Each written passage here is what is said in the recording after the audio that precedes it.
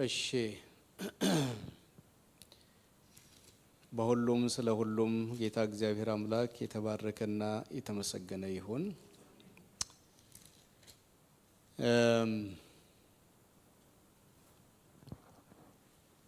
በዚህ መድረክ ላይ ብዙ እግዚአብሔር ቃል አስተማሪዎች፣ ብዙ ሰባኪዎች ምናልባትም ነቢያትም ጭምር እያለፉ ድንቅ የሆኑ ትዝታዎች ሊኖሯችሁ ይችላሉ ብዬ አምናለሁ። ቤተ ክርስቲያኗ ከተመሰረተች ረዘም ያለ ጊዜ ሆኗል። አንዳንድ አጋጣሚዎች ቀደም ብሎ እኔም ለማገልገል እድል አግኝቻለሁ። ትልቅ ቤተ ክርስቲያንና ትልቅ መድረክ ነው። ስለዚህ ብዙ አይነት አገልጋዮች አስተናግዳችኋል። ብዙ አይነት ጸጋ ቃል መጥቷል በመካከላችሁ። በዚህ ሰሞን ስብከትም አልለውም ትምህርትም አልለውም መልእክት ነው የምለው። መልእክት በስብከት ውስጥ በትምህርት ውስጥ መልእክት የለም ማለቴ ሳይሆን ይሄኛው የማካፈላችሁ አስቸኳይ መልእክት እንደሚባለው አይነት አስቸኳይ እርጀንት የሆነ መልእክት እንደሆነ ነው የሚሰማኝ። እዚህ መጀመሪያ አይደለም። ላለፉት 20 ዓመታት ከማገለግልበት አንድ ከተማ ውስጥ አንዲት ቤተ ክርስቲያን ተቀምጦ ማገልገል በተወሰነ ደረጃ ጥሩ ነገር አለው። ያው መጠነኛ የሚሆን መኖሪያ ይኖራል። የተለያዩ እንደየአገሩ ሁኔታ ሰራተኛ አገልጋይ የሚጠበቅባቸው የተለያዩ መጠበቂያዎች አሉ። እነዚያ ባሉበት ከቤተሰብ ቅርብ ሆኖ አጭር ርቀት እየተመላለሱ ማገልገል በጣም ጥሩ ነው። ይህንን አስጥሎ ሁሉም ነገር አስጥሎ በተለይ ወደ ኢትዮጵያ ስንሄድ ያው የምታውቁት ነው። ጫካ ጫካውን ገጠር ገጠሩን የሚያስኬድ በማይመች ሁኔታ መልእክት ቢኖረኝ ነው እና በዚህ መልኩ ይሄ ጉባኤ እንዲሰማ እንዲያዳምጥ እንዲሰማ ብቻ ሳይሆን እንዲያዳምጥ በጌታ ፍቅር በትህትና ጠይቃለሁ እና ጀምረን ደግሞ እንድንጨርስ ምንም ነገር በመሃል ጣልቃ ቢገባ በቃ እምቢ ብላችሁ እነዚህን 3-4 ቀናት እስቲ ለስማ የሚባለውን ሁሉንም ተጀምሮ እስኪጨረስ ብላችሁ እንድትጨክኑ። ዛሬ መግቢያውን እናያለን። ያመለጣችሁ ሰዎች ነገ ደግሞ እንዲመጡ ብታበረታቷቸው ጥሩ ነው ብዬ እንዲሁ ማበረታቻ ለመስጠት እሞክራለሁ። መልእክት ነው በልቤ ያለው። መልእክቱ ጋር ከመሄዴ በፊት በአንድ ጀልባ ላይ አብረን እንድንሳፈር አንድ ጠቅለል ያለ ሀሳብ ማንሳት ቀድሜ እፈልጋለሁ። በኋላም ቀጥሎም ርዕሱን ነግራችኋለሁ። የዛሬ 25-26 ዓመት ገደማ ነው በኢትዮጵያ የኢትዮጵያ ወንጌላውያን ቤተ ክርስቲያናት ህብረት የሚባል ትልቅ ድርጅት አለ፣ ታውቃላችሁ። በዚህ በህብረቱ የተጠራ አንድ አገር አቀፍ የትምህርት የሴሚናር ጊዜ ነበረ። በዚህ ትልቅ ዝግጅት ላይ እንዲያገለግሉ ከተለያዩ ዓለማት ከእስያም ከአሜሪካም የተጠሩ ትልልቅ አስተማሪዎች፣ ትልልቅ አገልጋዮች ነበሩ። ከነዚያ መካከል አንዱ የሆነ ከሀገር አሜሪካ የመጣ ከፉለር ሴሚናሪ በጣም የታወቀ ትልቅ ዝና ያለው መንፈሳዊ ተቋም ነው። ከዛ የመጣ ፕሮፌሰር ወይም አስተማሪ የሆነ በዛ ሀገር በዛ ትምህርት ቤት ውስጥ አሜሪካዊ መልኩ ግን ህንዳዊ የሆነ ፊት ያለው አክሰንቱ ሙሉ እንግሊዝኛው ደግሞ ያው ወይ ተወልዶ አድጓል ወይም ደግሞ በልጅነቱ ሄዶ አድጓል ብዬ ገምታለሁ። እና እንግሊዝኛው አክሰንቱ አሜሪካዊ ነው። እና ይሄ ሰው በየጠዋቱ የመጀመሪያውን ክፍለ ጊዜ የሚያስተምረው እሱ ነበረ። የመጀመሪያውን ክፍለ ጊዜ እና ከሱ በፊት የሚደረጉ የመግቢያ ነገሮች መዝሙሩ፣ ማስታወቂያ ሁሉ ካለቀ በኋላ ይጋበዛል፣ ይወጣል። ፊቱ በጣም በሐዘን የተያዘ ፊት ነው የሚያሳየው። ትምህርቱም ጀምሮ እስከሚጨርስ በጣም አልፎ አልፎ እንባም ጭምር እየተናነቀው ነበር የሚያስተምረው። እና ሲጀምር መድረክ ላይ ወጥቶ ህዝቡን ጉድ ሞርኒንግ ይላል፣ ሃው አር ዩ ይላል። ህዝቡም ይመልስለታል እንደ አግባቡ። ከዛ ይቀጥልና you know, if you say Jesus good morning or how are you, you would have to say I'm fine with my head but my body is sick. ኢየሱስን እንደምን ብትሉት ምን ብሎ ይመልስ ነበር? ራሴ ደህና ነው፣ አካሌ ግን ታሟል ይላችሁ ነበር። ራሴ ደህና ነው፣ አካሌ ግን ታሟል ይላችሁ ነበረ። 5 ቀን ነው ያስተማረው። 5ቱንም ቀን ከሰላምታው ቀጥሎ ይሄንን ብሎ ነው ወደ ትምህርቱ የሚሄደው። ብዙ ሰው ያስተዋለ አይመስለኝም። ከብዙ ዓመታት በኋላ ይሄ ነገር ተመልሶ ወደ ማስተዋሌ ወይም ወደ ልቦና ይመጣ። በእርግጥም የክርስቶስ አካል የሆነችው አካል ሲል ያው ቤተ ክርስቲያን መሆኑ ግልጽ ነው አይደለም? ቤተ ክርስቲያን ሲባል ደግሞ ህንፃ፣ ጣራ፣ ግድግዳ እንዳልሆነ ግልጽ ነው። ማን ነው? እኛ ነን አማኞቹ። እና ከብዙ ጊዜ በኋላ የዚህ ሰው ሐዘን ገባኝ። የሚገባኝ ሁኔታ ተፈጠረ። በየቦታው የአበሻ ቤተክርስቲያናት በዳያስፖራው በመላው ዓለም እንደዚሁም አገር ቤት ያው ተዘዋዋሪ አገልጋይ ነኝና የዞርኩ ያለው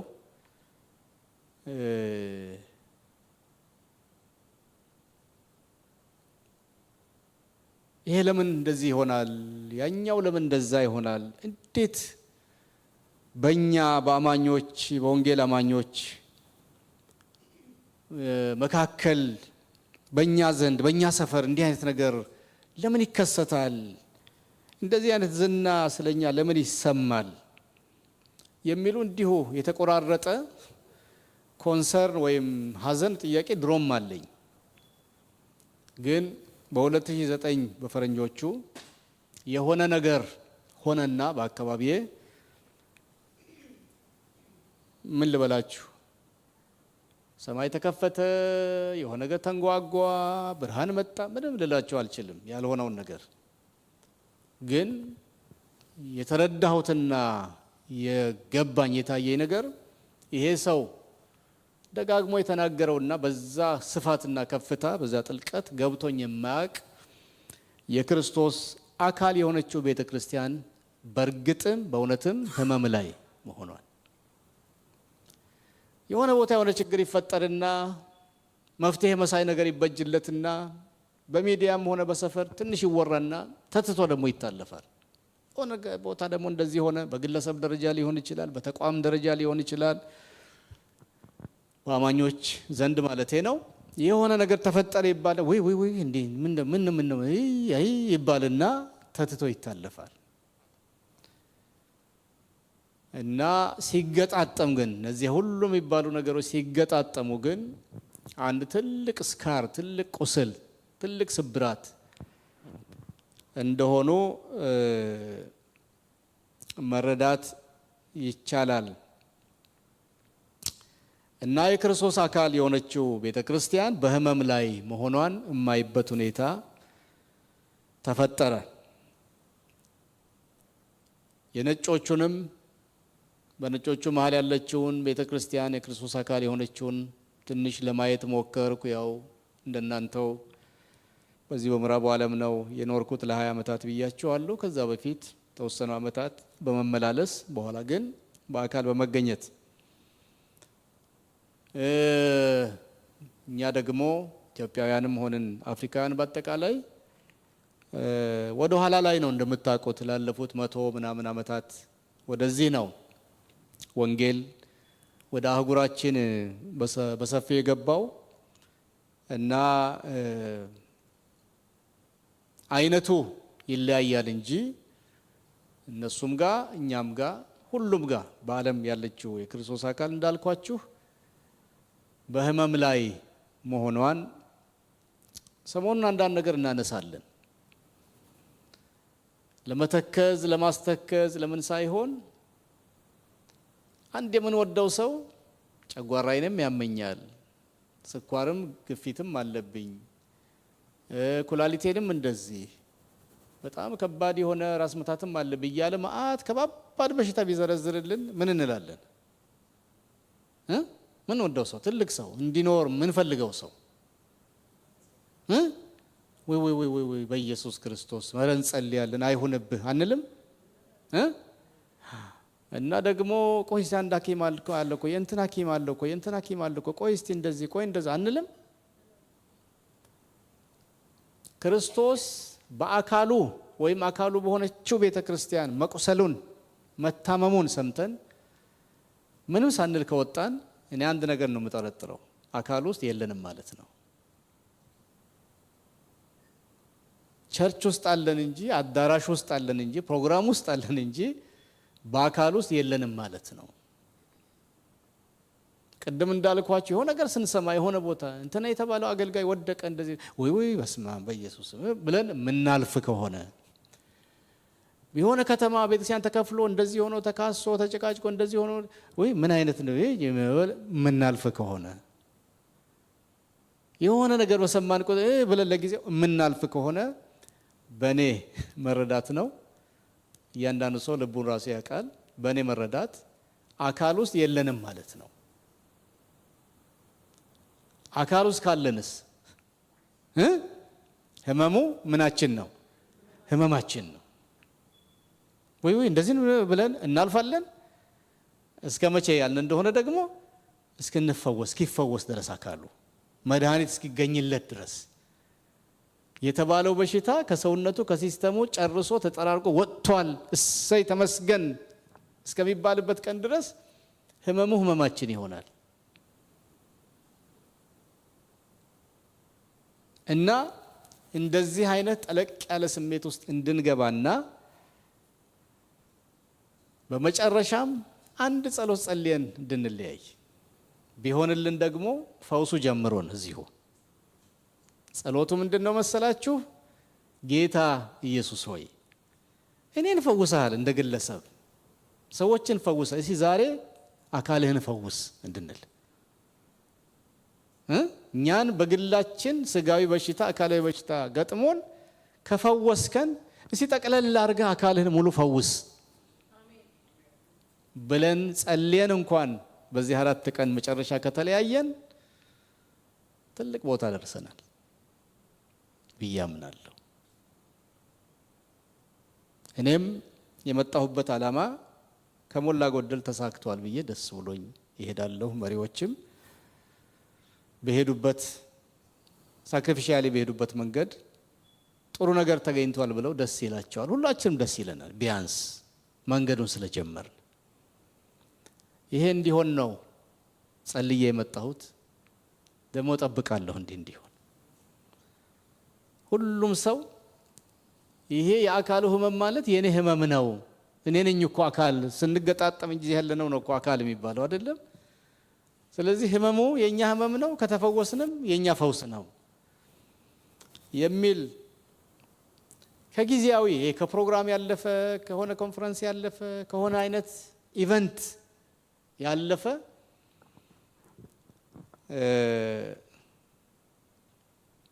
ነገር እንዲሆን በዚህ ሰሞን የሚመኝሉ እስቲ አሜን ይበል እስቲ።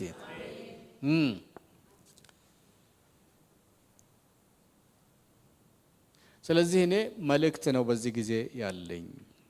ርዕሱ የተወሰደ ማንነት ነው የሚለው። የተወሰደ ማንነት በማንነታችን በወንጌል አማኞች የወንጌል አማኞች ጠቅለል ስንደረግ እንደ አንድ ቤተሰብ እንደ አንድ አካል ማን ነበርን? አሁን ማን ሆነናል? ምን ሆነናል? እና ስለ ማንነት ስለ አይደንቲቲ ነው ማነሳው። ለዛሬ ጊዜውን ገፋ ስላለ በአንድ ሰው ላይ ትንሽ ዲቮሽን እናርግና የጸለይንበት እንሂድ እና በጊዜ እንምጣ። ጊዜ ወስደን ነገ ጌታ ቢፈቅድ ብንኖር እንቀጥላለን።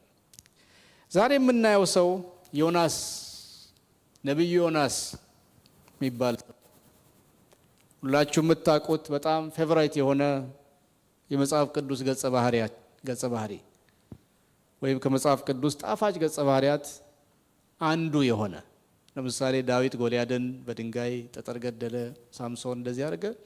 ደስ ይላሉ አይደለም? በሕፃንነት በልጅነት ሁሉ ሰንበት ትምህርት ቤት በጣም ደስ የሚሉ ስዕል ሁሉ እየተሳለ አንዱ ዮናስ ነው። በአሳ ነባሪ ሆድ ውስጥ 3 ቀን ታደረ፣ በኋላ ተፋው። እንደዚህ የሚለው ታሪክ ልጆች በጣም ደስ ይላቸው፣ በጣም እናውቀዋለን። ትንሽ መልከት አድርገን እስቲ እንሂድ። ለዛሬው ካላችሁ መጽሐፍ ቅዱስ ቢቻል ካነሳው ስለ መጽሐፍ ቅዱስ ሳነሳ መጽሐፍ ቅዱስ ይዛችሁ ብትመጡ ጥሩ ነው። በሚቀጥሉት ቀናት ብቻ ደግሞ ሳይሆን የሆነ መጽሐፊያ ነገር የሆነ ነገር ጎንበስ ቀና ስትሉ ባይ በጣም ደስ ይለኛል። ነገር በቃ እንደዚህ እየተከታተሉ ነው። ነገሩ በጣም አሳስቧቸዋል። እኔ ጋር ያለው ነገር ትንሽም ቢሆን እየተጋባ ነው ብዬ ደስ እንዲለኝ እኔም ደም እናንተም ይጠቅማችኋል። የሆነች ነገር መጻፊያ ስክሪፕቶ ወረቀት ነገር ይዛችሁ ብትመጡ በጣም ደስ ይላል። መጽሐፍ ቅዱሳችሁን ግን አትተው እና ዮናስን ሁላችንም እናውቀዋለን። ስለ ታሪኩ ስለ ባክግራውንዱ እየተናገርኩ ጊዜ መውሰድ አልፈልግም፣ ብዙም አይጠቅመንም። ነነዌ የምትባል በዘመኑ እሱ በነበረ ዘመን ትልቅ የአሶር የሚባል የዓለም ክፍል ዛሬ እነ አፍጋኒስታን እነ ኢራቅ እነ ኢራን ይዞ ያለው የዓለም ክፍል በአንድ ስም አሶር ተብሎ የሚጠራበት ታሪካዊ ዘመን ነው። ይሄ ዘመን ዋና ከተማቸው ነነዌ ይባላል። ወደ 120 ሺህ ርቀታ 120 ሺህ የሚሆኑ ሰዎች ይኖሩበት ነበር በዚያ ዘመን። የከተሞች ስታንዳርድ ይሄን ያህል ሰው የሚኖርበት ከተማ ማለት እንደ ዛሬው ኒውዮርክ ወይ ሜክሲኮ ሲቲ ወይ ለንደን እንደማለት ነው። በጣም ትልቅ ከተማ ነው። ብዙ እንስሳት ደግሞ እንዳሉ እንደነበሩበት ይናገራል። እና ወደዚህ ከተማ ይሄ ከተማ እንደ ዛሬው እንዳልኳችሁ እስቲ ኒውዮርክን ወይም ሮምን ወይም ለንደንን እንውሰድና ሁሉም አይነት ባህል፣ ሁሉም አይነት ሃይማኖት፣ ሁሉም አይነት ኢንተርቴይንመንት፣ ሁሉም አይነት በቃ ሁሉም አይነት ድብልቅልቅ ያለ ከተማ አስቡ። እና እንደዚህ አይነት በጣም ድብልቅልቅ ያለ አኗኗር ባለባቸው ከተሞች ብዙ ኃጢአት፣ ብዙ ነውር፣ ብዙ ክፉ ነገር ደግሞ አለ። ወንጀል አለ፣ ርኩሰት አለ፣ ብዙ ነገር ይደረጋልና እንደዚህ አይነት ከተማ ነበረች እቺ ከተማ። እና ኦልሞስት የዓለም ማዕከል ብላችሁ መውሰድ ትችላል። የዓለም ማዕከል አሁን የአውሮፓ ማዕከል ብራሰልስ እንደሚባለው፣ የኢትዮጵያ ማዕከል፣ የአፍሪካ ማዕከል አዲስ አበባ እንደሚባለው አይነት የዓለም ማዕከል እምብርት የስበት ማዕከል የነበረች ከተማ ናት። እና እግዚአብሔር ጉዳዬ ብሎ ስራዬ ብሎ አስቧታል። ይሄ ከተማ ቢፈወስ ዓለም ይፈወሳል ብሎ አስበዋል። ይሄ ከተማ ነፃ ቢወጣ ይሄ ሀገር ቢድን ዓለም ይድናል ብሎ አስበዋል። ለቱ የዓለም ሁሉ ህዝብ ለኑሮም፣ ለትምህርትም፣ ለባህል፣ ለሀሳብ ልውውጥም ለምንም ነገር ወደዚህ ከተማ ይጎርፋል፣ ይሄዳል። ብዙ ኢኮኖሚ ይንቀሳቀስበታል። እና ይህን ከተማ ማግኘት ማለት ዓለምን ማግኘት ነው ብሏል እግዚአብሔር። እና በዘመኑ ትልቅ የሆነ ስመጥር የሆነ ትልቅ ነቢይ ዮናስ የሚባል አዘዘው ጥቂት ሰዎችን ወረዳ፣ ቀበሌ፣ ከተማው፣ ሰፈር ውስጥ ከምትሰብከው ይልቅ ይህን ትልቅ ከተማ ስበክና ዓለምን አድን አትርፍ ብሎ እግዚአብሔር ትልቅ ተልእኮ ታላቅ ተልእኮ ሰጥቶ እንደሸኘው ታስታውሳላችሁ። ይህን ተልእኮ ጠዋት ላይ እሺ አለ። ነገሩ በጣም የገባው መሰለ። እውነት ነው፣ እግዚአብሔር ነው፣ ትክክል ነው፣ ትክክል አይተሃል። ያን ሀገር ያን ከተማ ማግኘት ማለት ዓለምን ማግኘት ነው። በዛ ከተማ ያሉ ሰዎችን ማግኘት፣ ያን ባህል፣ ያን ቋንቋ ማግኘት ማለት ዓለምን ማግኘት ልክ ነው፣ ተስማምቻለሁ ብሎ ብድግ ብሎ ከሄደ በኋላ መንገድ ላይ ሐሳቤን ቀይሬያለሁ አለ። ነገሩን ከስፋት ወደ ጥበት አመጣው። ከአገር ከዓለም ወደ መንደር ወደ ሰፈር አመጣው። ከብዙ ህዝብ ወደ ግለሰብ አመጣው፣ ወደ ራሱ።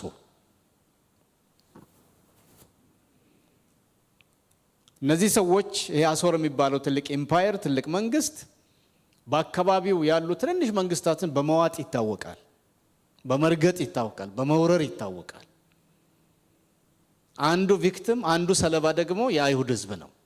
በዚህ ትልቅ ኤምፓየር ከተጎዱ ከተበዘበዙ እና ዮናስ ዓለምን ማየት ጀምሮ በኋላ አገር አደረገው፣ አጠበበው ነገሩን። የዓለምን ህዝብ ማየት ጀምሮ ጠዋት ላይ ወደ ራስ ወደ ግለሰብ ወደ አንድ ሰው መጣ። አሁን የሚያስቸግረን እሱ አይደለም?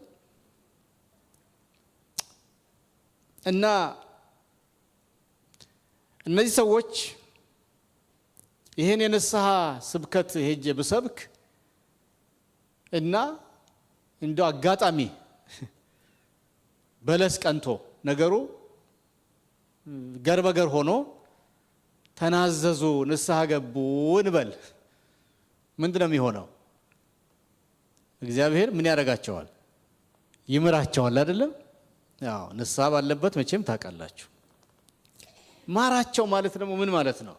እግዚአብሔር ይቅር አላቸው ማራቸው ማለት ትልቅነታቸውን፣ ታዋቂነታቸውን፣ ኃይለኝነታቸውን ቀጠሉ ማለት ነው።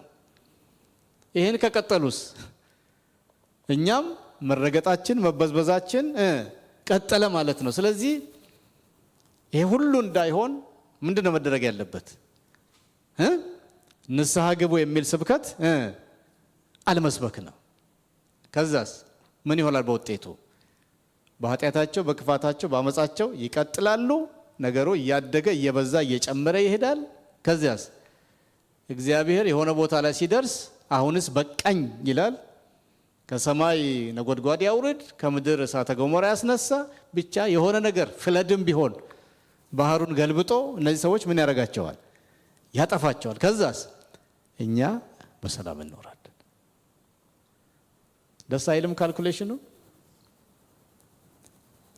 ይሄን ካልኩሌት አደረገና ሐሳቤን ቀይሬያለሁ አልሄድም።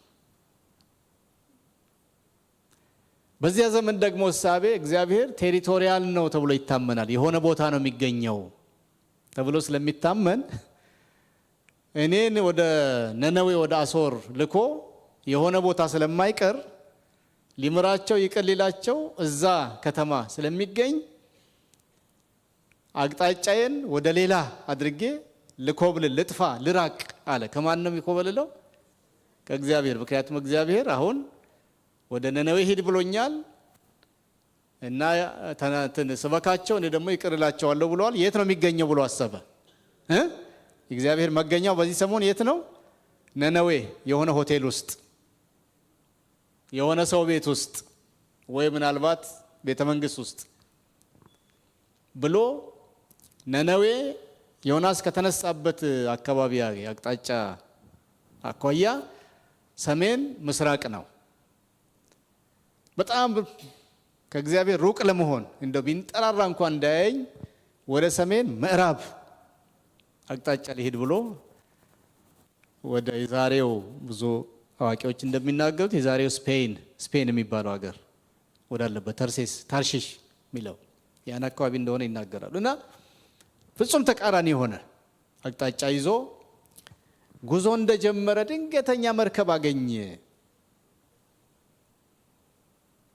እንደው ትንሽ ወደኛ ለማምጣት ከእግዚአብሔር ሐሳብና ፈቃድ ለመውጣት አንድ ሰው ሐሳቡ በውስጡ ሲጸነስ የሚገርማችሁ ነገር ዓለም ይሁን ሰይጣን ይሁን ጂኒ ክፋት ማን ይሁን አይታው፣ ግን ድንገተኛ መርከብ ይመጣል አሳፍሮ ጭልጥ የሚል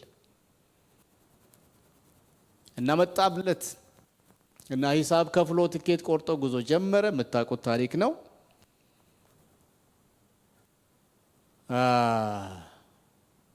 ደከመው። ማለዳ ነው መሰለኝ የተነሳው። ተወሰነ የእግር መንገድም ሄደዋል እና የሆነ ታችኛው ክፍል ይላል ገብቶ ተኛ። ደሞ ይላል ተኛ ይላል። ትልቅ ተልእኮ ይዞ ተኛ። ትልቅ ተልእኮ የተሸከመ ሰው ምን ሆነ? ተኛ ይላል። ስለ አይደንቲቲ ነው በኋላ ምን መጣበት፣ ስለኛ ስለ ወንጌል አማኞች ማንነት ስለሆነ ምን መጣው። ይሄም ትልቅ መልእክት አለው። ከመልእክታችን አንዱ ሊሆን ይችላል። እሱ ምንድነው ያላችሁ እንደሆነ እንደኛ እንደ ወንጌል አማኞች ተልእኮ ያለው ህዝብ የለም። መጽሐፍ እንደሚናገር በእውነት ቃል አስቦ ወለደን አይደለም የሚለው። አስቦ ድንገት የሚወለድ አለ። ከባልና ሚስት ከወላጅ ከእናትና አባት የፍቅር ግንኙነት ሰው ልጅ ይወለዳል። እንደዚህ ባለ መወለድ ሳይሆን እግዚአብሔር ከዘላለም ዘመናት በፊት አስቦ አቅዶ ወለደን። እዚህ ያለ ሴት ወንድ በሙሉ በእውነት በክርስቶስ አምኖ የዳነ ከሆነ ታስቦ የተወለደ ነው። ድንገት የተፈጠረ ድንገት የመጣ እግረ መንገድ የተገኘ ወንበር አሟቂ ሰባኪ አድማቂ አድናቂ አይደለም። እዚህ ያለው እግዚአብሔር በዓላማ ያመጣው በፕሮግራም በእቅድ ያመጣው። ታምናላችሁ? ይሄንን አንዱ የወንጌል አማኞች ያልገባንና የጣልነው እውነት ይሄ ነው። እኛ ሃይማኖተኛ አይደለንም። የሆነ ቸርች አባልም አይደለንም። ይሄ አባልነቱ እምነቱ ለእረኝነት፣ ለመጠባበቅ፣ ለመማር፣ ለማደግ እንዲረዳን ተብሎ የተደረገ መደራጀት ነው እንጂ እኛ ከድርጅት በላይ ነን። እግዚአብሔር የተባረከ ይሁን። እዚህ ያለ እንደ ጉባኤም እንደ ግለሰብም ትልቅ ህዝብ ነው። ትልቅ ሰው ብቻ ነው እዚህ ያለው የገባው ከሆነ ማንነቱን ከቸርች አባልነት በላይ ማሰብ ከቻለ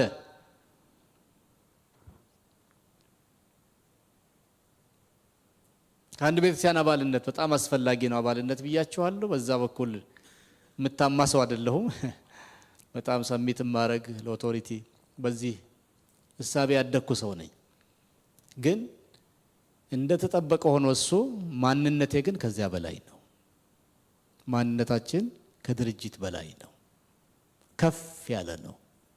ትልቅ ስም የተሰጠን ትልቅ ተልእኮ የተሸከምን እንመጣበታለን። ይሄንን የሚያሳዝነው ከዮናስ ጋር ለማያያዝ እኛም ልክ እንደዚህ ትልቅ ተልእኮ ይዘን በትልቅ እንቅልፍ ውስጥ መገኘታችን ነው።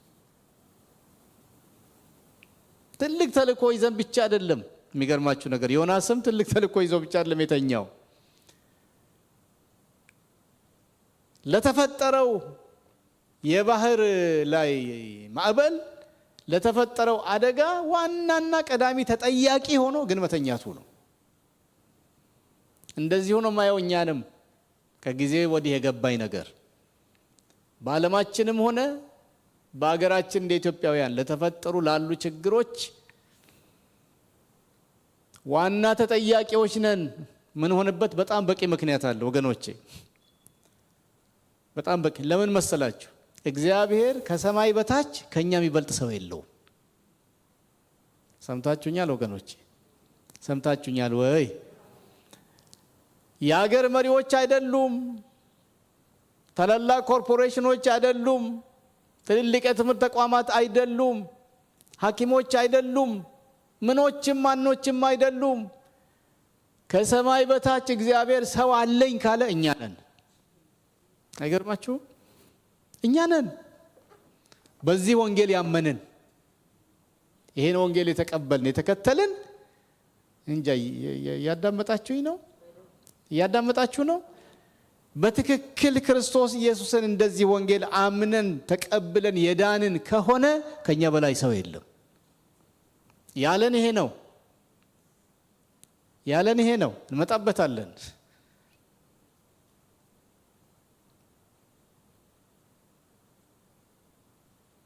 እግዚአብሔር ሰው መቁጠር ሲጀምር ከኔ ነው የሚጀምረው፣ ካንተ ካንቺ ነው የሚጀምረው። ህብረተሰብ የሆነ የተደራጀ የተያያዘ ቡድን ወይም ማህበረሰብ ሲያስብ ከቤተ ክርስቲያን ነው የሚጀምረው፣ ከቤተ መንግስት አይደለም። አይደለም። በምድር ላይ የተደራጀች በወጉ በአግባቡ እንደ ቃሉ የተደራጀች አንዲት አጥቢያ ቤተ ክርስቲያን፣ ለምሳሌ የፍራንክፈርት ሌላ ስም አላት እቺ ቤተ ክርስቲያን ወንጌላዊት ፍራንክፈርት ወንጌላዊት ቤተ ክርስቲያን፣ የኢትዮጵያን ቤተ ክርስቲያን፣ ሌላም ተመሳሳይ እንዲህ አይነት ቤተ ክርስቲያናት ይኖራሉ በከተማ በነጭም በጥቁርም በማንም በትክክል በወንጌል ያመኑ የዳኑ የነፍሳቸውን በኩራት ያገኙ በመንፈስ የታተሙ ሰማይን የሚጠብቁ የሚመጣውን ጌታ የሚጠብቁ አማኞች የተሰባሰቡበት አንድ ትንሽ አጥቢያ 200 አባላት ያሉት 150 የሆነውን ቁጥር ይሁን አባላት ያሏት አንዲት አጥቢያ ቤተ ክርስቲያን ጀርመንን ከሚገዛው ከሚመራው ቤተ መንግስት በላይ ስልጣን አላት። ተረድታችሁ ይሆን? አንዲት አጥቢያ ቤተ ክርስቲያን ከዋይት ሃውስ በላይ ስልጣን አላት። ከ4 ኪሎ በላይ ስልጣን አላት። ከክሬምሊን በላይ ስልጣን አላት። በደንብ እንጃ ውስጣችሁ ገብቷል ወገኖች? ከፍ ያለ ነው ስልጣኗ።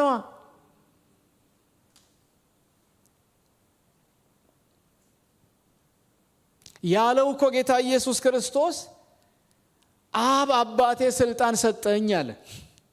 ይሄን ስልጣን እንዳለ ሰጥቻችኋለሁ። እንዳለ። ክብር ለጌታ ለኢየሱስ። ስልጣን ዝም ብሎ አይሰጥም። ስልጣን ላይ ስስት አለ። ይሄው እያየን ነው። ድሮ አፍሪካውያን ምናምን ይባል ነበር። አሁን ሌላውም እንደዛው ነው ሆኖ ተገኝተዋል። ስልጣን ላይ ሲመጣ ማንንም እንደማይምር አሁን እየታየ ነው። በምንኖርበት በአሜሪካውም በሌላውም ስልጣን ቀላል አይደለም። ኢየሱስ ግን ሰጥቻችኋለሁ አለ።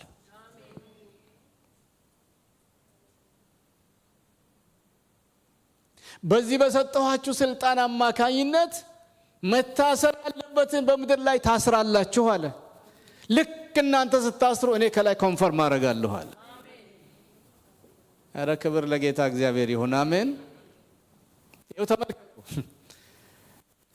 የዚህ ሀገር መንግስት የሆኑ ሰዎችን ባልተገባ በሆነ ሁኔታ ምክንያት ቢያስር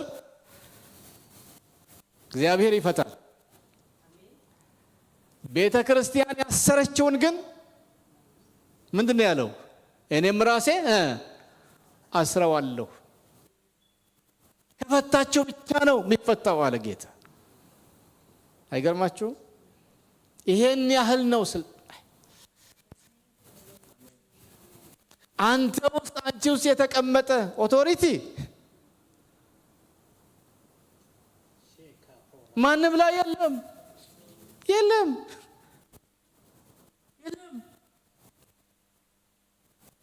የለም። በደዌ ላይ፣ በበሽታ ላይ፣ በክፋት ላይ፣ በጨለማ ላይ፣ በገሃነም ላይ፣ በሲኦል ላይ፣ በሰይጣን ላይ፣ በምንም ላይ፣ በማንም ላይ ስልጣን አለ፣ አለሽ፣ አለኝ።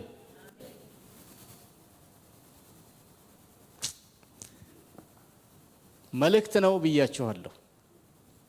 እዚህ በላይ እህል ውሃ ማያሰኝ ነው የሚያሰኝ ትምህርት ሰምታችሁ ታውቃላችሁ። ይሄ ግን መልእክት ነው። ለካስ እኔ እንዲህ ነኝ እንድትሉ ወደ ሰፈር ስትሄዱ ከዚህ በኋላ ተራ ኑሮ አልኖርም ይሄን ስልጣን ይዤ። እስቲ አሜን በሉት ወገኖች። ተራ ኑሮ ከመንደርተኛው የተለየሁ ነኝ። አልኮራም፣ አልገፋም፣ አልንቅም። የታመመ ጠይቃለሁ፣ የተቸገረ ረዳለሁ፣ ደስታ ሐዘን እካፈላለሁ። ምንም ይሁን ምን ግን እኔ እንደ መንደርተኛው አይደለሁም። እስቲ በደንብ አሜን በሉ ወገኖች። አይደለሁም። በምትሰሩበት መስሪያ ቤት በትምህርት የተራቀቀ፣ በእውቀት የረቀቀ፣ በሀብት የተንደላቀቀ፣ ቀለሙ ነጭም ጥቁርም ይሁን ማንም ይሁን ማን በክርስቶስ ያመናችሁት እናንተ ትበልጣላችሁ። ይኸው የክርስትናችን መውደቅ፣ መውረድ፣ መዝቀጥ፣ ማነስ፣ መሰልሰል መነሻው ምንድነው መሰላችሁ? ራሳችንን እግዚአብሔር በሚያየን አይን ማየት አልቻለም። ያደረገንን አላወቅንም። ወይ አንድ ዘመን ገብቶን ነበር፣ በኋላ ላይ ረሳ ነው። ለበርበሬ፣ ለእንጀራ፣ ለኑሮ፣ ለሽሮ ስንሮጥ ረሳ ነው። ወይ ሆነ ብለን ለኃጢአት ለነውር እንዲመቸን ብለን ሆነ ብለን ጣል ነው። ምክንያቱም አይመችም አይደል እንዴ? ያን የከበረ ስማችንን ይዘን በየንትኑ ለመግባት አይመችም። ለመዋሸት፣ ለመስረቅ፣ ለማምን አይመችም እና አስበንበት ጥለነዋል። ወይም ደግሞ ሌባው ዘርፎናል። ይሄ የከበረ ማንነታችንን በዚህ ሰሞን ጸሎቴም ምኞቴም እንደሚሆን ታውቃላችሁ። ያላወቅነው ከሆነ ልካችንን እናውቀዋለን። እግዚአብሔር ባየን ባለን ባደረገን ልክ። እስቲ አሜን ወገኖቼ ሆይ። የረሳነው ከሆነ ምን ነካኝ ብለን እናስታውሰዋለን። የጣልነው ከሆነ እኔ ምንም ነገር እሱን ያስጣለኝ ይውደቅ እንጂ ማንነቴን አልጥልም ከዚህ በኋላ እናነሳዋለን። የተወሰደብን ከሆነ ደግሞ ተዋግተን እናስመልሳለን። የምንነጋገረው ስለ ማንነታችን ነው። እንደ ሆምወርክ ይዛችሁት ሂዱ ወደ ቤታችሁ። አማኞች ተጣሉ፣ ተጨቃጨቁ፣ ተከፋፈሉ፣ ተካሰሱ ቢባል፣ ተፋቱ ቢባል፣ አመነዘሩ ቢባል፣ እገሌ ሰረቀ ቢባል፣ ወደቀ ቢባል፣ እንዲህና እንደዚህ ሆነ ቢባል እውነቱ እሱ ነው።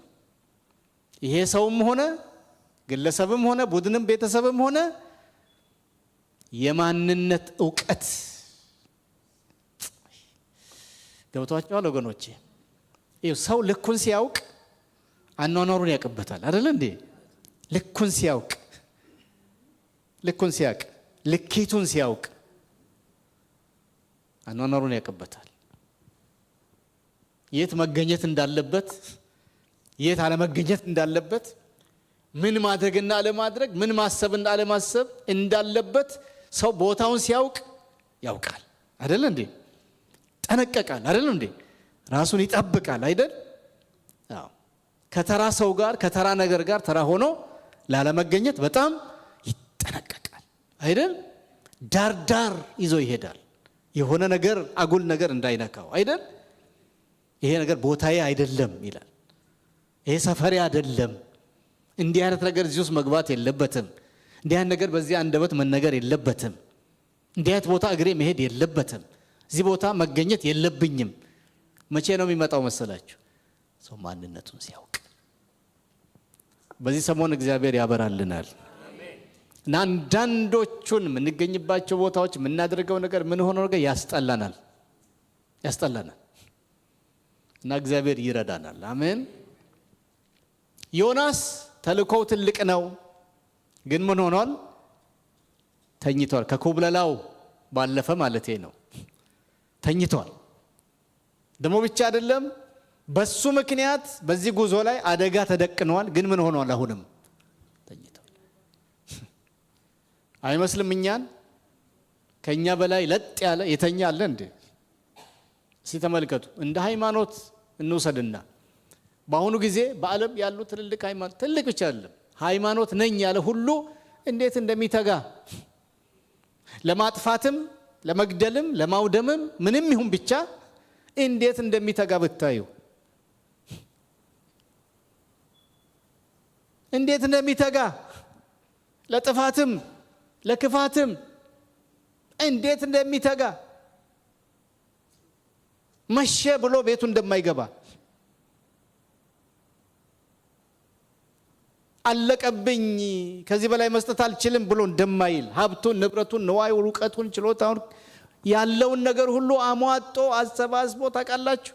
በዚህ ዘመን በተለይ በዚህ ዘመን እናንተ ከኔ በለጠ አናላይዝ ታደርጋላችሁ ብዬ ገምታለሁ። አሁን ዓለምን ፖለቲካ አንድ ነገር ነው፣ ኢንተርቴይንመንት ሁለተኛ ነገር ነው፣ ገንዘብ ንዋይ አራተኛው አንቀጥቃጭ ኃይል ሃይማኖት ነው። ታውቃላችሁ አይደለም? ሃይማኖት ነው። ከአራቱ ደግሞ ትልቁ ሃይማኖት ነው።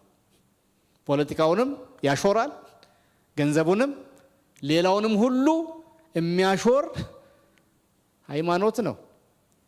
እንደ ሃይማኖት እንኳን ከቆጠርን ወገኖቼ ለጥ ብሎ የተኛ ማን እንደው ታውቃላችሁ? እስማ ምንም አይነት ዚል የሌለው ምንም አይነት ቅናቱ የተወሰደ ጥይት የሌለው ቀለሃ የሌለው ሽጉጥ ሰይፍ የሌለበት ሰገባ ማን ነው ብትሉ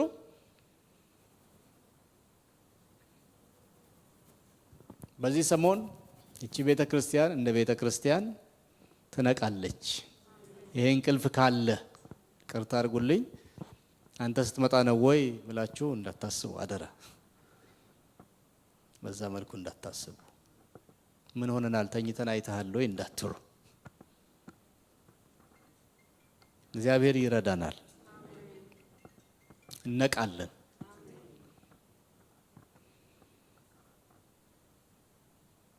ከትልቅነታችን የተነሳ በዘመኑ ላለው የዓለም ችግርም ምክንያት ተልኳችን መዘንጋት ብቻ አይደለም ለችግሮችም ምክንያት ነው። ለምን አትሉኝ? እኛ ብንጸልይ ብንተጋ ወተን ወንጌልን በትጋት በቅናት በእሳት ብንሰብከው ይሄ ዓለም አይለወጥም። እንደው 100% ባንል ግን ኢንፍሉዌንሳችን ቀላል ይሆናል። ምክንያቱስ የምንጠራውና በእኛ ላይ የተጠራው ስም አንቀጥቃጭ ስም እኮ ነው። ሰማይ ምድር አንቀጥቃጭ ስም ነው የተሸከምነው አይደል? ቅድም እንዳልነው ያሰርነው ምን እንዲሆን እንዲታሰር፣ የፈታነውስ እንዲፈታ ወሰን ገደብ የሌለበት ስልጣን የተሰጠን። ይሄን ስልጣን ይሄን ከፍታ ይሄን ክብር ይሄን ማዕረግ ይሄን አቅማችንን አውቀን ተደራጅተን ተያይዘን በአንድነት ብንቆም በአንድነት ብንወጣ የሚተርፍ አለ? በእውነት አይኖርም። ተልእኮ አለን ግን ተኝተናል። ተልእኮ አለን። የሚገርማችሁ ተልእኮ አለን ብቻ ሳይሆን ለዓለማችን ኬዎስ ቀውስ ምክንያቶኛ እንደሆነን እናውቃለን ግን ተኝተናል። በዮናስ ላይ ያየሁት ይሄንን ነው። ትንሽ ነገር ጨምሬ ወደ መጠቅለያው ለዛሬው እንሂድ። ምን ነው ተኝተሃል? እንዳንጠፋ እግዚአብሔር ያስበን እንደሆነ ተነስተህ አምላክህን ጥራ። አይገርማችሁም? እንዴት አይነት ሰዎች ናቸው! እንዴት አይነት ሀምብል ናቸው! እንዴት አይነት ምስኪን የሚያሳዝኑ ናቸው! ትልቅ ሰው በመካከላቸው እንዳለ አውቀዋል፣ ተረድተዋል። አምላኩን ቢጠራ እንደሚታደጋቸው ገብቷቸዋል።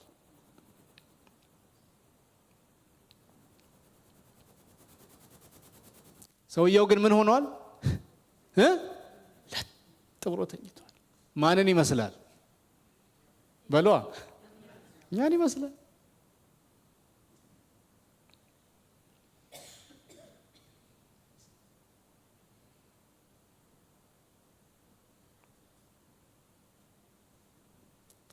ለጥ መጥተው ይሄን ሰው ሲነካኩ ሲቀሰቅሱት ትንሽ ጥርጣሬ የገባቸው ይመስለኛል። አለባበሱ፣ ጢሙ፣ አካሄዱ፣ በእጁ የያዘው፣ ግንባሩ ላይ ተነቀሰው፣ በእጁ እንትን ያንጠለጠለው ምናምን ማን እንደሆነ ይመሰክራል። ስለዚህ ጥርጣሬ ገብቷቸዋል። ይሄ ማዕበል፣ ይሄ ነፋስ፣ ይሄ እንግልት፣ ይሄ መከራ በዚህ ሰው ምክንያት እንደመጣ ደሞም ሄዶች ውሽቅ ብሏል አንድ ስርቻ ስር በጤናው እንዳልሆነ ግን ለማንኛውም ሄደን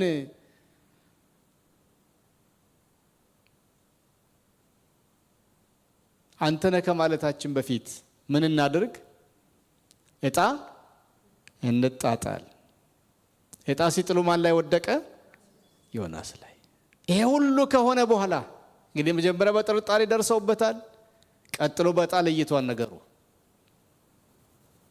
አንቀው ባህር ውስጥ መወርወር ይሁን የሆነውን ነገር ማድረግ ይሁን ሲገባቸውና እየቻሉም ግን የሚገርማችሁ ነገር በጣም ጨዋ ጀንትል የሆነ ጥያቄ ይጠይቁታል።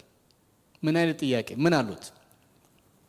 ይሄ ክፉ ነገር በማን ምክንያት እንዳገኘን እባክህ ንገረን። በማን ምክንያት እንዳገኛቸው አውቀዋል አላወቁም?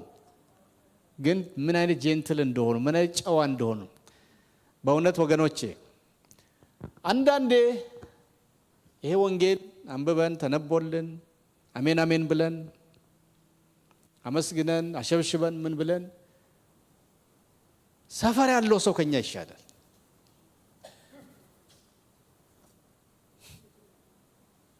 ሰምታችሁኛል? አሜን አሜን ያላለ ወንጌል ማያቅ ያላሸበሸበ ያልጸለየ ያልተጸለየለት እጅ ያልተጫነለት ትንቢት ያልተነገረው ዝም ብሎ ፍጥረታዊ ጨዋ ሰው የለም በሰፈር የለም ወይ? እስቲ በሉ።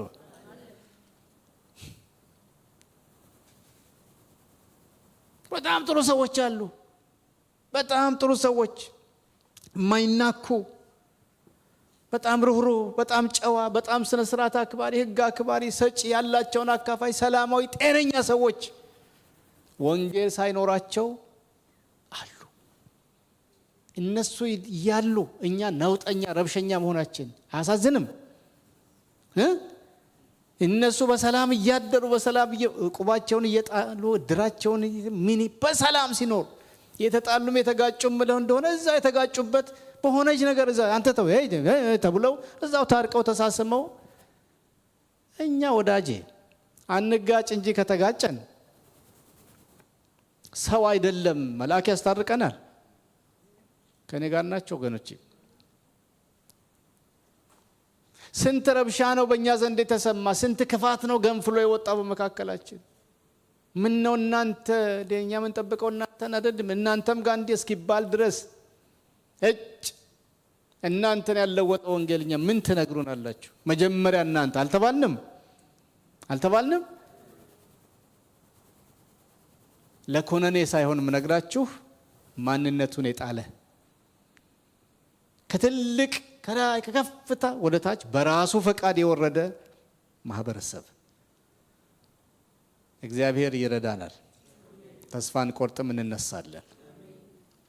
ዮናስ ይኸው ተመልከቱ፣ በጣለየ በጥርጣሬ ደረሱበት። ግን ከአፉ እንስማ፣ ከመፍረዳችን በፊት የሆነ ውሳኔ ከመድረሳችን በፊት ከአፉ እንስማ። እስቲ እዚህ ራሱ ይናገር። አንተ ማነህ ይሉታል።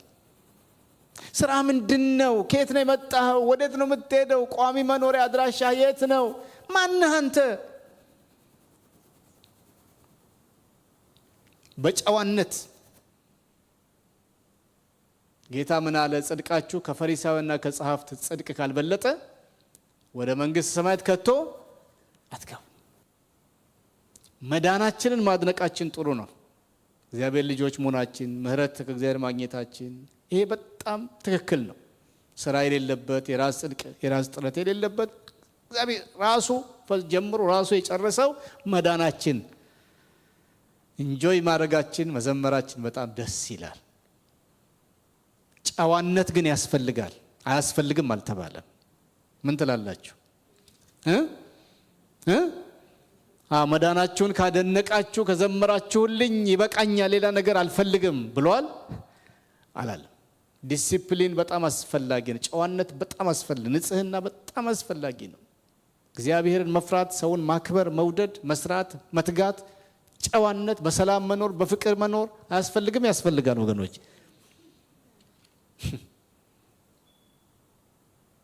እባክህ እንትን አትበል፣ ቀንበር አታምጣብን፣ የብሉይ ኪዳን እንትን አታምጣብን፣ እኛ በክርስቶስ ነፃ ወጥተናል፣ እባክህ ተወኛ፣ ይሄ እንትን ለዛ ይላሉ። ዛሬ እንደ ልቡ አዳሪ የበዛበት ዘመን ስለሆነ የሚሰበከውም የሚነገረውም እሱን ስለሆነ ጨዋነታቸውን ግን ይውልላቸውን ልደመድም ነው፣ ልጨርስ ነው። በጥርጣሬ ደርሰውበታል። ኢንተርቪው አድርገውታል። ግራ ቢገባቸው እጣ ጥለዋል። በሁሉም መንገድ ወንጀለኛው ተገኝተዋል።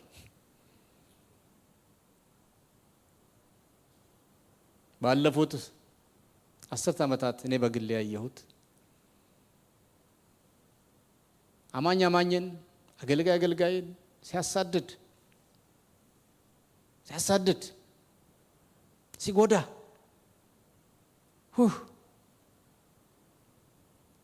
ተሸንፍ ያለሁ በቃኝ ተመለስ ቢባል የማይመለስ ጨካኝ ጭከና ያየነው በእኛ መካከል ነው። የዓለሞቹ ትንሽ ነው፣ ብስጭታቸው ንዴታቸው ትንሽ ነው፣ በሆነ ነገር ይተውታል። እኛ ጋር ከባድ ነው። ቀላል ነው? እስቲ በሉ። በጣም ከባድ ነው። የጠላነው ሰው አፈር ሲበላ ካላየን አንመለስም። አሳደን ሜክ ሹር ገደል መግባቱን ሳታረጋግጥ አትመለስ የተባልን እስክንመስል ድረስ አንዱ ሌላውን እያሳደደ ገደል ጨምሮ ተመስገን ጣልክልኝ፣ አሳየህልኝ። በጣም ክፋት፣ በጣም ጭከና፣ ከባባድ ጭከናዎች ያየነው በእግዚአብሔር ቤት ነው። እንግዲህ ይገባ ነበር ሩህሩህ አምላክ አምነን፣ ይቅር ባይ ጌታ አምነን፣ ይቅር መባላችን እያስገረመን እያስደነቀን የተነሳንበት ቦታ እና ዛሬ ያለን በስከሱ የተነሳ እየገረመን እየዘመርንለት፣ ግን ይገርማችኋል በሰው ላይ ትንሽ በደል ካገኘን አሳደን ሲጠፋ ካላየን ማንመለስ፣ ይቅርታ የሚባል ነገር፣ ምህረት ማድረግ የሚባል ነገር፣ መተው መርሳት፣ ተስፋ ማድረግ ይለወጣል፣ ይሻሻላል፣ ይስተካከላል፣ እግዚአብሔር ይረዳዋል ብሎ ተስፋ ማድረግ የሌለበት ከባባድ ጭከናዎች ያየነው በእውነት በእግዚአብሔር ቤት ነው። ከዚህ በኋላ አይሁን እንደዚህ ወገኖች፣ አይመለከተንም። እኛን የእኛ ማንነት አይደለም። የእኛ ማንነት ፍቅር ነው። የእኛ ማንነት ይቅርታ ነው፣ ርህራሄ ነው፣ አብሮ መኖር ነው፣ አብሮ መብላት መጠጣት ነው፣ በችግር መደራረስ ነው፣ ሐዘንን መካፈል ነው፣ ቀንበርን ማቅለል ነው፣ የታመመን መፈወስ ነው፣ መጉዳት አይደለም ወገኖቼ። በተለይ በእግዚአብሔር ቤት ቆየት ስንል ሰንበት ስንል አቤት የልባችን ክብደቱ፣ አቤት ጠማማነቱ፣ አቤት ክፋቱ፣ አቤት ከባድነቱ፣ አቤት ጭከናው። በቆየ ቁጥር እሳት በነደደበት ቁጥር ጎመንም አጥንትም እኮ ይበስላል። እኛ በኖርንስ ቁጥር ወደ ጥሬነት። አዲስ አማኝ አዲስ ክርስቲያን ፍቅር ነው የሚያውቀው፣ ማምለክ ነው የሚያውቀው፣ መዘመር ነው የሚያውቀው፣ መመስከር ነው የሚያውቀው። እየቆየን ስንሄድ ብዙ አየን።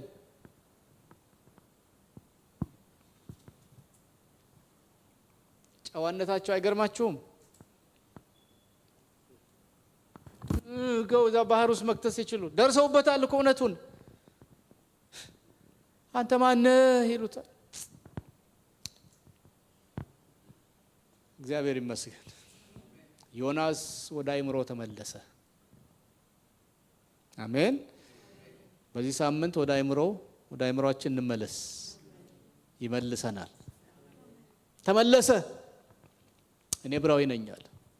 የከሰርኩ ዕብራዊ፣ የተዋረድኩ ዕብራዊ፣ ማንነቴን የረሳሁ የጣልኩ ዕብራዊ፣ ቦታዬን የለቀቅኩ ዕብራዊ፣ እግዚአብሔር ከፍ አድርጎኝ ነበር፣ በገዛ ራሴ ቁልቁል የወረድኩ ዕብራዊ። ዕብራዊ ማለት አይሁዳዊ ማለት አይደለም። ልብ በሉ። እስራኤላዊ ማለትም ከዚህ ሁሉ ይበልጣል። እስራኤላዊ አይሁዳዊ ለመሆን ፓስፖርት ነው የሚያስፈልገው። እስራኤል ሀገር የሆነ ዘመን ኖሮ የኢሚግሬሽን ሕጉን አክብሮ ማመልከቻ ጽፎ ዜጋ አርጉኝ ካለ ሕጉ ከፈቀደለት ዜጋ ይደረግና ምን ይባላል? አይሁዳዊ እስራኤላዊ ይባላል። ዕብራዊ ግን አይቻልም። ዕብራዊ ለመሆን መወለድ ይጠይቃል። ከአብርሃም ዘር መምጣት ይጠይቃል። ስለዚህ ዮናስ እስራኤላዊ ነኝ አይሁዳዊ ነኝ አላለም። ከስር ያለው ወድቅ ያለው ሰነፍ ያለው ኋላ ቀርቻ ያለው እግዚአብሔርን ማሳዘኝ ያለው ስሙን አጥፍቻ ያለው ሰዎችንም ጎድቻቸዋለሁ፣ ግን ዕብራዊ ነኝ። ብዙ ወርደናል፣ ብዙ ወድቀናል፣ ብዙ ሰንፈናል፣ ብዙ ደቀናል፣ ተጣልተናል። ያልሆነው ነገር የለም። ግን ታውቃላችሁ የእግዚአብሔር ሕዝብ ነን።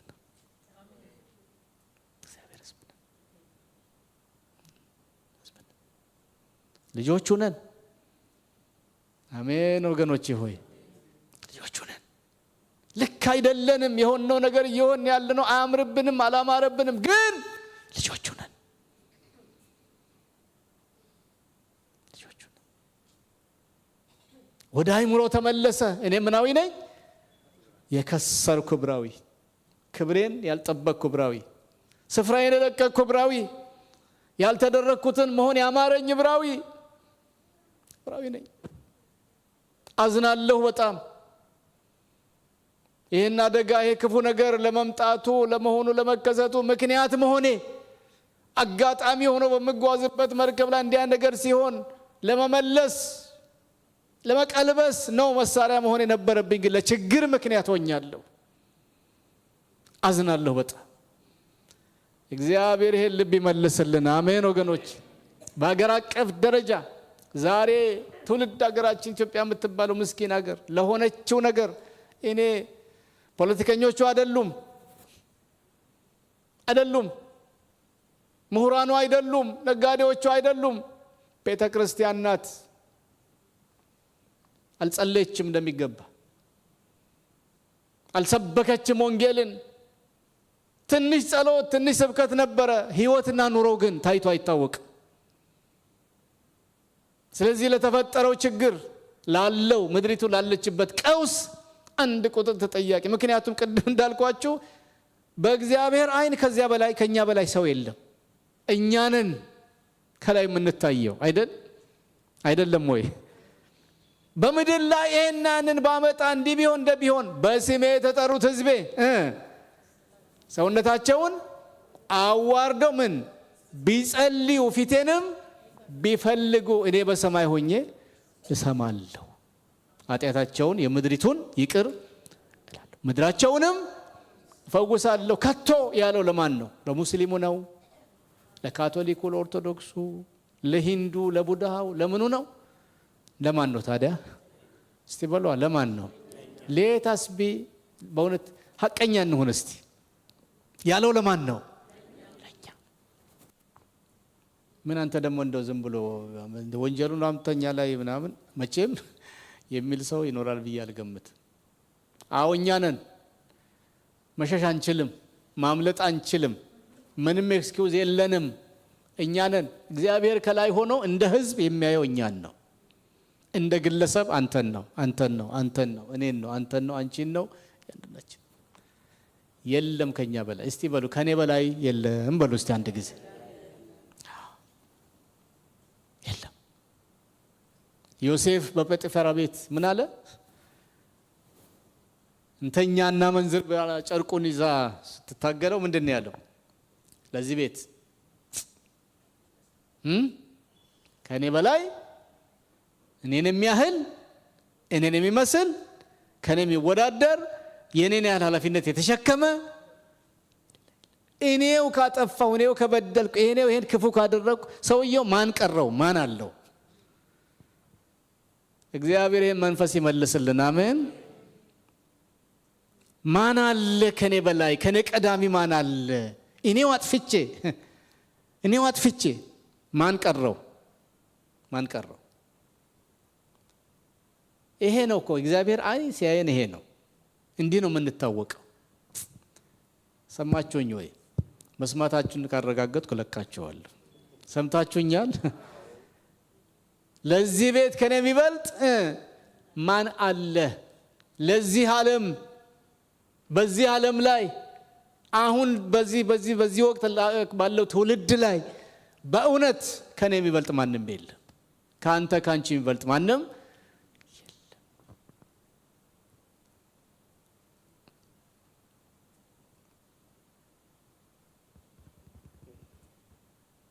ይሄን ብለን እንሂድ ዛሬ ማታ ወደ ቤታችን። እኔ ካጠፋው፣ እኛ ቤት ጩኸት ከወጣ፣ ጎረቤት፣ የሰፈር አካባቢው ማን አለው? በእውነት ማን አለው?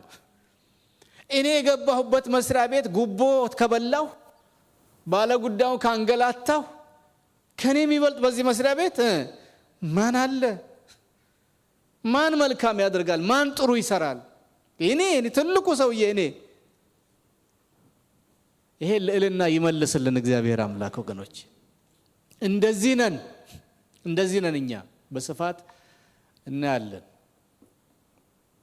ዮናስ የማታ ማታ ገባው። እኔ ስራዬ ደግሞ አለ ሰማይን ባህሩንም፣ ይሄ የተናወጠውንም ባህር የፈጠረውና የሚገዛውን ታላቁን እግዚአብሔር አመልካለሁ። ግን አዝናለሁ። ዲያነ ትልቅ ሰው ሆኜ እያለ የዚህ ችግር ምክንያት መሆኔ በጣም አዝናለሁ። ስለዚህ ምን አርጉኝ? ወደ ባህር ጣሉኝ። ምን ይሆናል? ሰላም። እንዲህ አይነት ቤተክርስቲያን በአንድ ከተማ ቢገኝ፣ እንደዚህ አይነት መሪዎች ቢገኙ፣ እንደዚህ አይነት ምእመናን ቢገኙ፣ በየሰፈሩ በየመስሪያ ቤቱ ባህሩ ምን ይሆን ነበር? ጸጥ ነበር። የጠፋው እኔን ጣሉኝ የሚል ባልና ሚስት ተጣልተው እኔ አይልም። ባል ምን ይላል? አንቺ። ሚስትየው ምን ትላለች? አንተ። መሪዎች ተጣልተው አንተ፣ እሱ ነው እንጂ እኔ የሚል ታይቶ አይታወቅም። እንግዲህ ወደፊት ይኖር ይሆናል ብለን ተስፋ እናድርግ። ጣሉኝና ባህሩ ጸጥ ይልላቸዋል። ተመለሰ። የማታ ማታ እግዚአብሔር ይመልሰን እኛንም ወደ ቦታችን፣ ወደ ከፍታችን። እስቲ ስንቶች ከልባቸው አዳምጣቸዋል? እስቲ በእውነት እንደው ያለብንን እግዚአብሔር ያክብርልኝ። ያለብን ኃላፊነት፣ የተቀመጥንበት ከፍታ፣ የተሰጠን ትልቅ ስም፣ የሆነው ትልቅ ማንነት በጌታ በኢየሱስ ክርስቶስ ስም አይናችን ይብራ። እኔ እንደዚህ ትልቅ ነኝ እንዴ? ለካ ይሄን ያህል ኢምፖርታንት ነኝ፣ ይሄን ያህል አስፈላጊ፣ ይሄን ያህል ትልቅ ቦታ ነው እንዴ ያለኝ? እንዲህ ላለ ትልቅ ኃላፊነት ነበር። ይሄን ትልቅ ኃላፊነት ተሸክሜያለሁ። ለካስ እኔ ከወደኩ ማን ይቆማል? እኔ ከሳትኩ ማን እውነትን ትክክል ይሰራል? ያለሁት እኮ እኔ ነኝ። ከእግዚአብሔር ቀጥሎ ከሰማይ በታች ያለሁት እኮ ለካስ እኔ ነኝ። ለዚህ ሰፈር፣ ለዚህ ቤት፣ ለዚህ መስሪያ ቤት፣ ለዚህ አካባቢ ለካስ እኔ ነኝ የመጀመሪያው ሰው የሚል ብርሃን ተከትሏችሁ ይሄድ። ዛሬ ምሽት ወደ ቤታችሁ በተኛችሁበት አይልቀቃችሁ። በእውነት ጸልይና እንጨርስ። ለዛሬው